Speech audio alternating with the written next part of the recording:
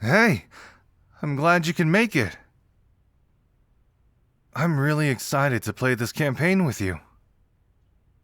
It'd be better if we had more players, but I'm sure we can still have fun with just the two of us. Do you know how you're supposed to start off? It's okay if not. I'll walk you through it. First, you should pick out your character class. I think I'm going to be a wizard this round, but I'm open to picking something else if another class would complement yours better. No? Awesome. There's a ton of options for you to choose from. You could be a warrior, paladin, thief, bard, ranger. Oh yeah, that's a good one. I'm gonna stick with wizard then. Now I'm going to pick out a scenario card. Alright. This one should be fun. It's great for a one-off, but it does also have a cool reward for your character to use in other campaigns. It's sort of like a murder mystery, if you're into that sort of thing. This one is called The Lighthouse Keeper's Revenge. I'm going to set the scene for you. Our party is traveling a snowy path just inland of the coast when we come across a lighthouse with an unlit beacon. This is, obviously, a hazard for passing ships, so we decide to investigate. Just in front of the tower is an overturned horse carriage with no horse in sight. Supplies from the carriage are strewn across the ground, but you notice that it mostly consists of rodent traps and poisons. There are stables and troughs for livestock, but no animals. Several gardens are left untended and unharvested. The door to the tower has cracked. We push open the door and immediately discover that the main hall of the tower is in complete disarray. Several tables and chairs are broken or overturned. The stone floor is stained red. Most notably, several large insect-like monsters lay dead throughout the room. You also notice two locked doors opposite each other in the foyer. Roll for perception. 18. Nice. The main hall appears to be the site of a grisly fight. Upon closer inspection, you recognize the bugs as shuri. Their hard exoskeletons all seem to be cracked by a heavy blow, the most likely culprit being the woodcutter's axe which lays in the middle of the carnage. These monsters are known for their sharp pincers and corrosive acid spit. Their hard exterior makes them difficult to kill, and their venom is deadly.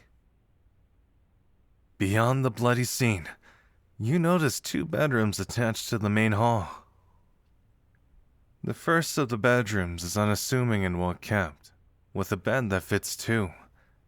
There is a journal on top of the dresser. You open the lighthouse keeper's journal. The latest entry reads,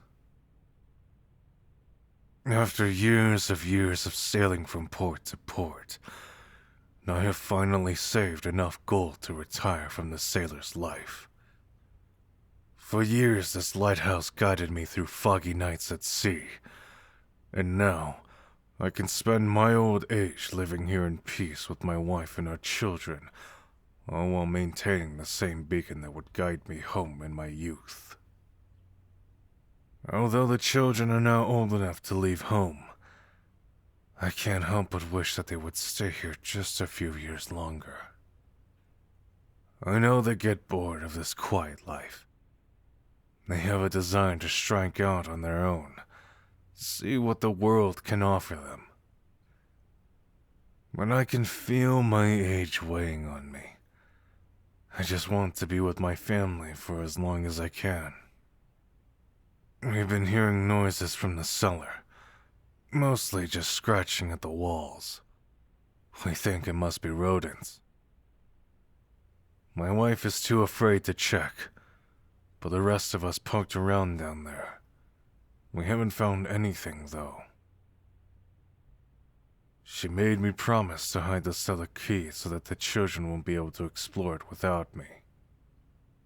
I'm going into town today to get some traps and rat poison.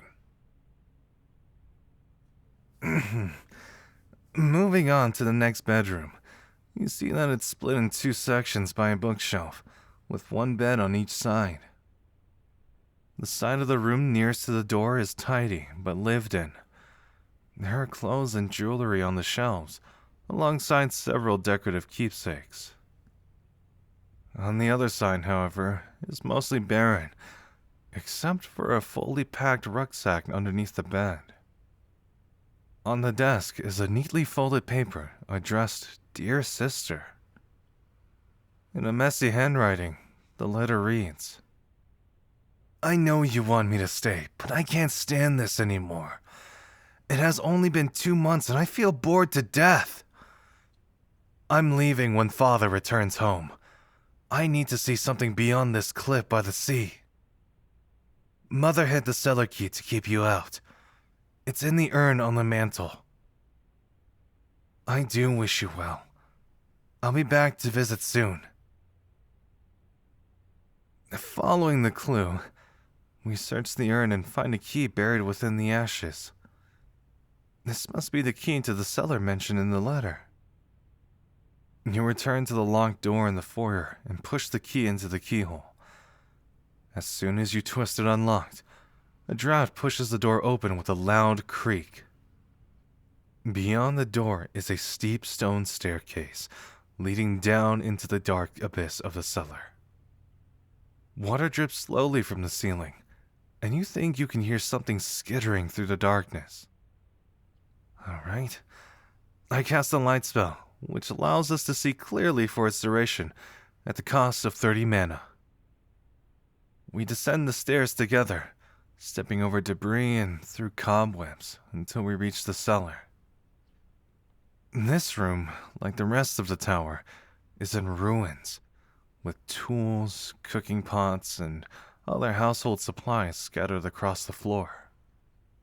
You don't have to inspect the room for long, though, as the source of the problem is glaringly obvious.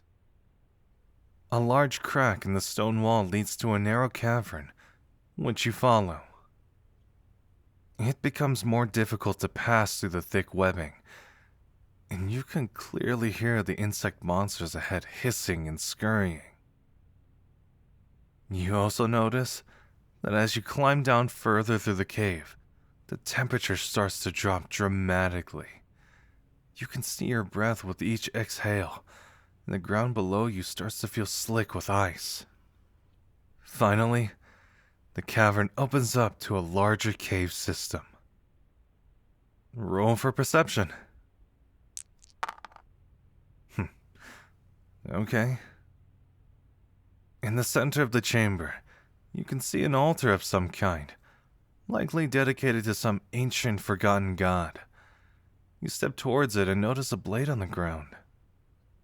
However, just as you're reaching to investigate the artifact, you hear something moving right behind you. A horde of chivalry is ambushing. The monsters aim their acid spit towards you, but your high dexterity allows you to dodge. I cast Firebomb for 40 mana.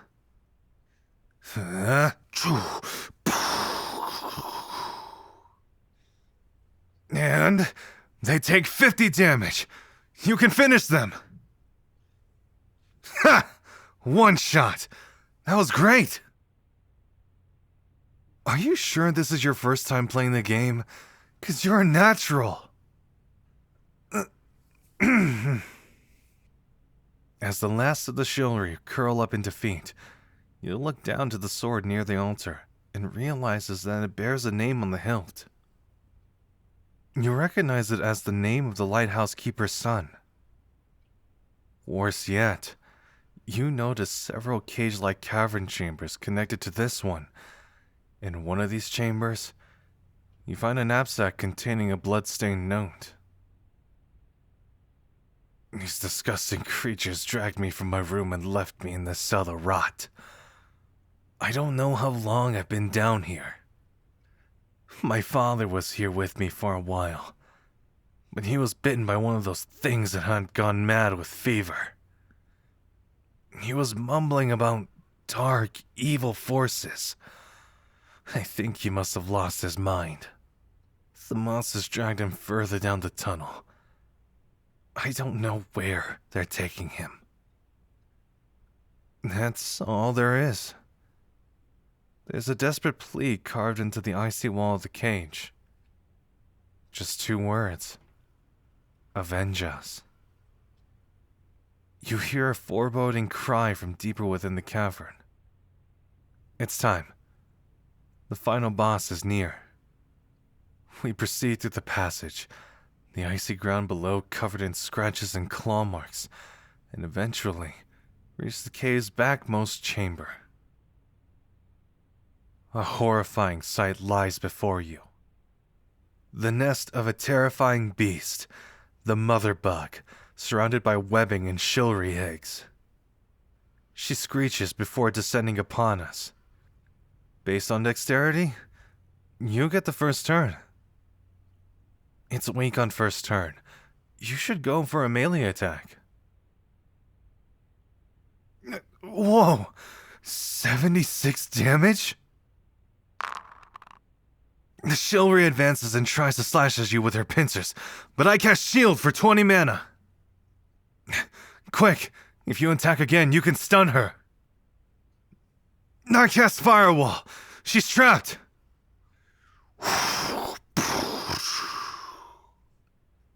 That's it. She's down. The mother bug falls to the ground with a pain screeched. The final battle is won. You have avenged the lighthouse keeper's family, but something feels incomplete. You approach the nest of the monster and find a key in the center. That is when you remember the unlit beacon. With newfound purpose, we make our way back up through the cave. Back into the cellar, then up the steps into the foyer. The new key allows you to unlock the final door. We march up the long spiral staircase to the very top of the tower, where we light the beacon, allowing all trade ships to safely pass the coast. You feel a warmth wash over you. This is the sailor's blessing. It's actually a perk reward that allows you to heal 10% faster. So, how was it? I hope it was alright for your first Solarion session. I had a really good time. It can be hard to dungeon master a game for just 2 people like this, but I think it was a success. You did really awesome too. Might have just been good luck with the dice though. And usually new players have a lot more trouble with that campaign. And that reward perk will carry on to the next game. If you want to play again sometime. Thanks for stopping by. I mean it. I really had fun today. I'll see you later, okay? If you want to play that next campaign, then please remember to like this video and subscribe to the channel. Or if you like, you can order your very own custom audio at anigomi.com/commissions. I'll see you next time, sweetheart.